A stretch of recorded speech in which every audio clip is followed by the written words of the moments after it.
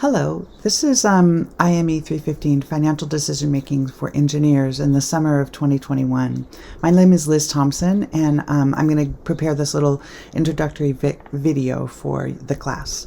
So first I'm going to talk a little bit about who I am and a little bit about myself, and then I'm going to talk about the course itself, like expectations, gradings and due dates, organizations, and how to contact me. So a little bit about me. My name is Liz Thompson. I used to be Liz Schlemer, and I think in many of the videos that you'll be watching in this class, I refer to myself as Liz Schlemer, but I just recently changed my name to Liz Thompson. I'm currently the Director of General Engineering Programs. I'm also a professor in Industrial and Manufacturing Engineering. I have a deep connection to Cal Poly. I went here as an undergrad, and also I've been teaching here since 1993, so quite a long time. I have had a lot of roles on campus. Right now, one of the things that my favorite things to do is to be advisor to Engineers Without Borders and Critical Global Engagement Club. So that's an important thing for me to look at and to be involved with the students in that club. I also am generally an educational researcher, so I research structural changes and how they impact student learning. And one example of it is grading, which you'll see in the class, how I have sort of used a different grading process. I also look at integrated learning and how engineering and social topics can be integrated, so there's not so you don't feel like they're two separate things, but they're the same things. And also you can see that in this class.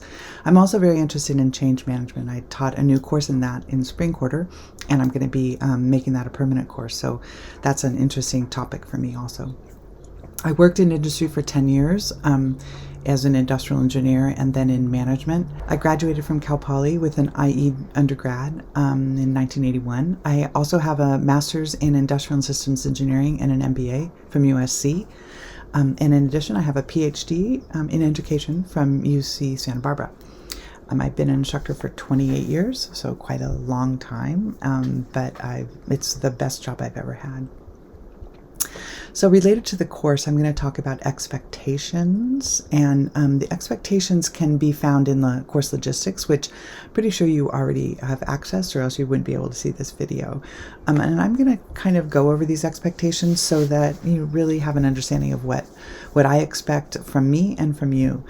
So as an instructor, I just want to say that I will recognize this unusual time we're living, and by accommodating your needs to the best of my ability and attending to current events when appropriate. I will attempt to see you for who you are rather than through stereotypes. I will welcome different ways of understanding, knowing, and being. I will attempt to understand your point of view. I will attempt to be fair, including a fair consideration of ideas. I will prepare the course content so that I don't waste your time. I will use the most current scientific understanding of how people best learn, and I will trust that you know yourself and your needs and interests better than I do. And this is really important that you understand that I take this job very seriously, and I have some pledges for you. But I also want you to consider if there's some things that I or we in the class can count on you for.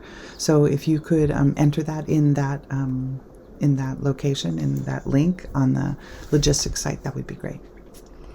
And the next thing I want to talk about is grading. So the way that I do grading, it's unusual, I guess. You can get 3 grades in this class: a C, a B, or an A.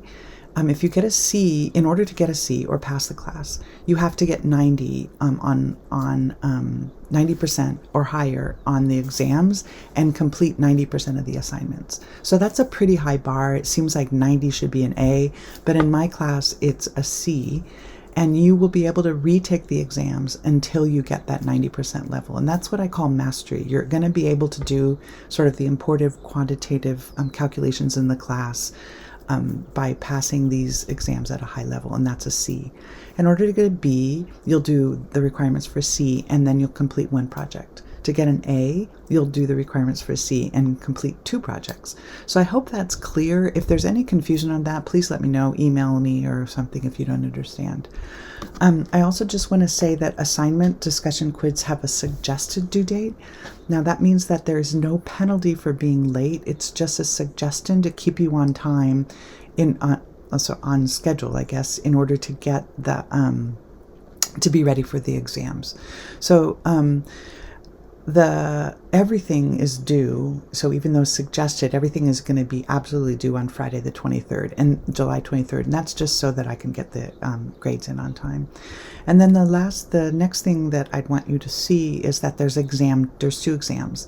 There's going to be several retakes of the exam, but the first time you take the exam are going to be during a 24-hour period during these two times, July 5th and 6th and July 19th and 20th. And then also all projects. So if you want to get a B or an A, the projects are also due on July 23rd. So keep in mind all of those due dates. And at this point, even though you don't know the content of the class, really it's your choice right now what grade you're going to get. So at the very bottom of this is a link to what grade you want to get in the class. And that's really a look at trying to decrease your stress around grades so that you know what your grade is going to be and you can just execute it to get the grade. So the next thing is I'm going to talk about the organization of it is that I have these, there's icons on the first page, which I know you've seen already, and they're linked to the content. And there's two separate content areas, the first 4 weeks or the first four content areas and the last 5. So just those are all linked to content area that have sort of a linear list of things you need to do in each of those contents. And then also the exams, they're going to be listed here. You can't access them right now, but that's where they will be. They'll also, in this area is also where I'll give you study guides. The study guides will be posted about a week before the exams. And then projects are linked down here. So the description of projects are linked, and hopefully you'll be able to understand that. So in order to contact me, these are various ways of contacting me: email, office hours, Zoom meeting by requests, text, or phone calls. I'm available for all of that. So that's a little bit about the class, and I look forward to interacting with you a little bit in this class, even though it's going to be asynchronous online. That's it.